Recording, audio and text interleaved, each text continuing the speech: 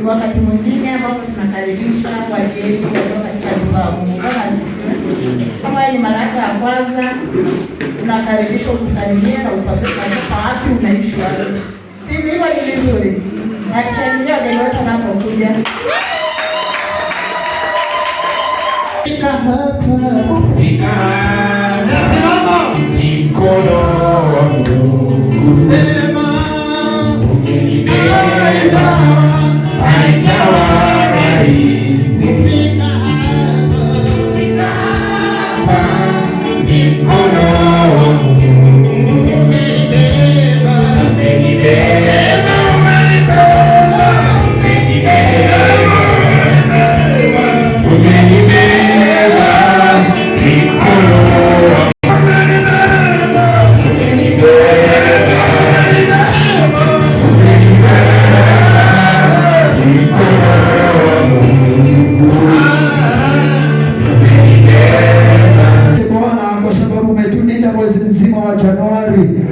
Jumapili ya mwisho Bwana, tumesongea katika madhabahu yako tukiwa na sadaka ambazo Bwana watu wako wametoa mbele zako.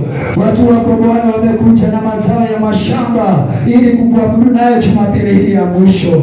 Watu wako wamekuja Bwana na hata matokeo ya mifugo wao ili Bwana kukuabudu mchana wa leo.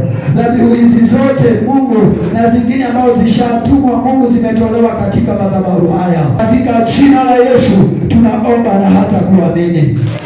Amen. Sifiwe Bwana Yesu. Na kwa jina Akimanya Isaac Simba, kwa Yesu. Karibuni nyote kwenye matangazo ya Holy Scouts KG. Naam, leo ikiwa tarehe 25 mwezi wa kwanza mwaka 2026, ibada zetu zinaanza saa 3 hadi saa 6:30, saa 3 hadi dakika 50 tuna morning devotion.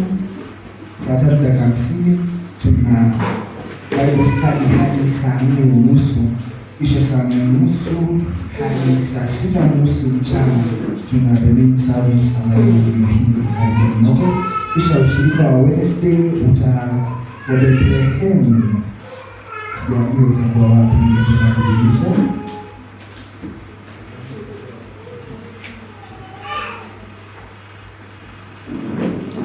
Hadi saa 9:30 mwezi wa kwanza tuna WWK session, huu ni mkutano wa mama ambao utafanyika pale Maendeleo Church. Wote wanakaribishwa. Wamama wote wanakaribishwa. Wajua wanaweza kusema kwamba wote wanakaribishwa. Alafu tuna yule kijana ambaye anapenda ibada sana, apatikane kule. Bwana Yesu asifiwe. Naam, nikimalizia tarehe 8 mwezi wa pili tuna WWK Day. Tuendelee sote kujipanga, naamini idara ya vijana wapo tayari. Kisha idara ya wamama. Asante. Bwana Yesu asifiwe. Bwana asifiwe. Nachukua nafasi hii kuwakaribisha wote katika ibada ya siku ya leo. Wageni wetu pamoja na wenyeji wote, tunafurahia kuwa pamoja nanyi na tunawapenda. Si kama uko karibu na mgeni, salamia na mwambie tunampenda. Kama uko karibu na mgeni labda hakusimama na wengine walisimama, mwambie tunampenda na karibu sana katika ibada zetu katika jina la Yesu. Asante. Tunashukuru Mungu kwa ajili ya neema hii ambayo Bwana ametupa ya kumalizia mwezi huu wa kwanza, na tunajua kwamba Bwana atatubariki katika jina la Yesu. Katika kanisa la Maendeleo hapa chini. Kwa hivyo tuna mkutano wa section wa Mama Friday na ninajua tutabarikiwa katika jina la Yesu. Pia nashukuru mashirika yote kwa ajili tumeanza vizuri na ninajua Bwana atatuinua. Kwa hivyo wewe ambao bado umebaki nyuma, mashirika yamenoa nanga na kutia nanga ili kitu sisi tujue. Tumeanza kunoa. Ndio. Ambia mwenzako isiwahi kupata mahubiri imeisha. Isiwahi kupata mahubiri imeisha. Bwana tusaidie. Lakini tunaendanga vile Roho wa Bwana anavyotaka. Haleluya. Hivyo ndipo Bwana alitaka iwe hivyo siku ya leo, na tunashukuru Mungu kwa ajili ya kiongozi ambaye ametuongoza mwezi mzima wa Januari. Tuinue mikono yetu tumwambie Bwana Mungu ambariki. aweza kunena na mioyo yetu, ikiwa Jumapili ya mwisho ya mwezi huu wa Januari. Bwana Yesu asifiwe. Nataka tuinue mikono yetu juu kwa Bwana.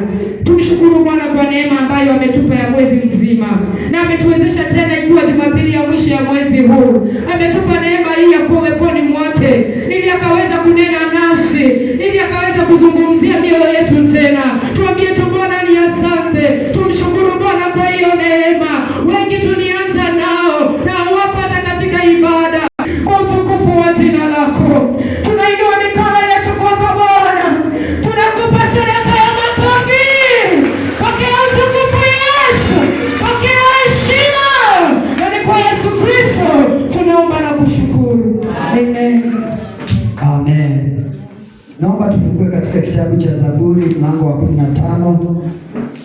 Kitabu cha Zaburi mlango wa 15, na ninajua kwamba tutabarikiwa katika jina la Yesu. Zaburi mlango wa 15 mstari wa kwanza, mstari wa pili, mstari wa tatu na mstari wa 5. Kama umepata sema amen. Zaburi mlango wa 15 mstari wa kwanza, Biblia inasema, Bwana, ni nani atakayekaa katika hema yako? Ni nani atakayefanya maskani yake katika kilima chako kitakatifu? Ni mtu aendaye kwa ukamilifu na kutenda, asemaye kweli, asiyesingizia kwa ulimi wake, wala hakumtenda wala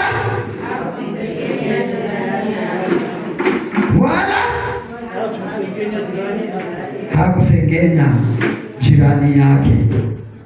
Nasoma New Living Translation, inasema, who may worship in your sanctuary, Lord, who may enter your presence on your holy hill. Nataka kutumia hii ya New Living Translation. Naomba tuketi katika jina la Yesu.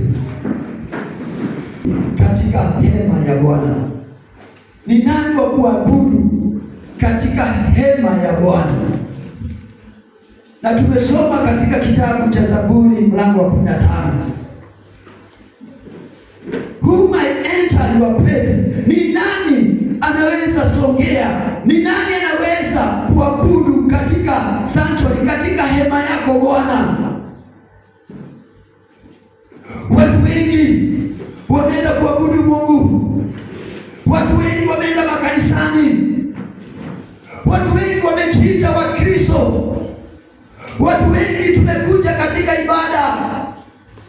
Lakini mwandishi wa Zaburi ambaye ni Daudi, kuna mahali alifika akaona kwenda kanisani haitoshi, akaona kuitwa mshirika haitoshi, akaona amechoka kukaa mahali ama kwenda kanisani, na hajui ni nani anastahili kukaa katika hema ya Bwana.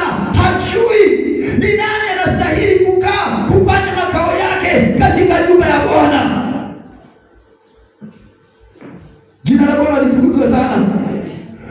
Watu wameenda kanisani, watu wengine wameenda wakiwa na mawazo tofauti tofauti. Wengine wameenda kuabudu, lakini hawajafikisha viwango ambavyo vinahitajika kumwabudu Mungu. Wapendwa, kuna viwango Mungu anataka tumwabudu kwazo. Hata katika Jamhuri ya Kenya kuna kitu inaitwa KEBS. KEBS inaangalia udhamana wa bidhaa. Si unatengenezea kitu tu nyumbani na unatoa. Kuna quality inayohitajika, kuna ubora ambao unahitajika ili uruhusiwe kuuza vitu katika maduka makubwa. Kuna ubora unahitajika. So hata katika kumwabudu Mungu, wapendwa, si kwenda kanisani tu, si kuinua mikono tu, si kuimba nyimbo za mbio tunasema ni sifa, za polepole tunasema ni kuabudu. Hapana, kuna viwango Mungu anataka tumwabudu. Jina la Bwana litukuzwe sana. Bwana Yesu asifiwe. Sasa mwandishi wa Zaburi anauliza, ni your sanctuary. Ni nani anaweza abudu? Tumekuja wengi, lakini ni nani? Hatujekuja kumwabudu Mungu, nimekuja kumwabudu Mungu. Bwana Yesu asifiwe sana. Si niaminie jirani, nimekuja kumwabudu Mungu. Wewe ambao unakujanga ati tumeenda kanisani, wapendwa, hatukuji kanisani. Mungu anataka mimi nikuje kanisani. Mungu anataka mimi nimwabudu. Mungu anataka mimi nitoe ibada yangu kwake. Jina la Bwana litukuzwe sana.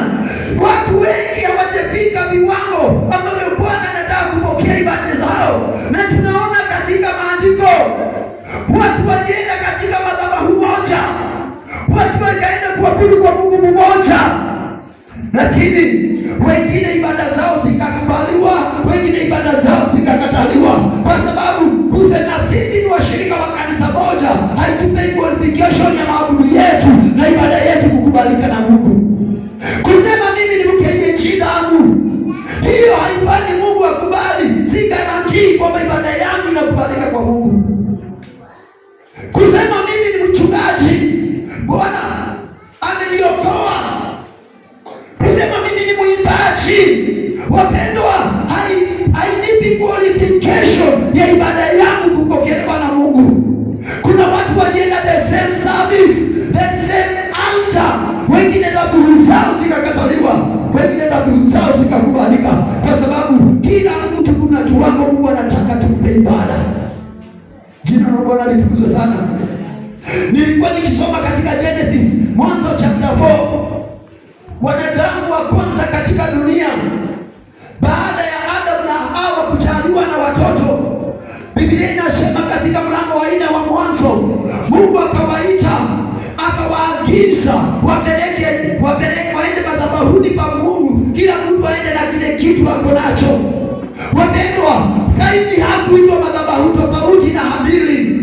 Wote waliitwa madhabahu mmoja, wote waliitwa na Mungu mmoja, na kama kulikuwa na mchungaji, wote walikuwa chini ya mchungaji mmoja, na Mungu akawaagiza walete dhabihu, na maandiko inatuonesha walipoleta dhabihu wakakuja kwa ibada vile tunakuja, wakafanya vile tunafanya, kila mtu akatoa dhabihu yake kwa madhabahu, lakini dhabihu ya Kaini haikukubalika kwa sababu hakufikisha viwango vile Mungu alitaka ili dhabihu yake ikakubalike. Wapendwa, viwango si wingi,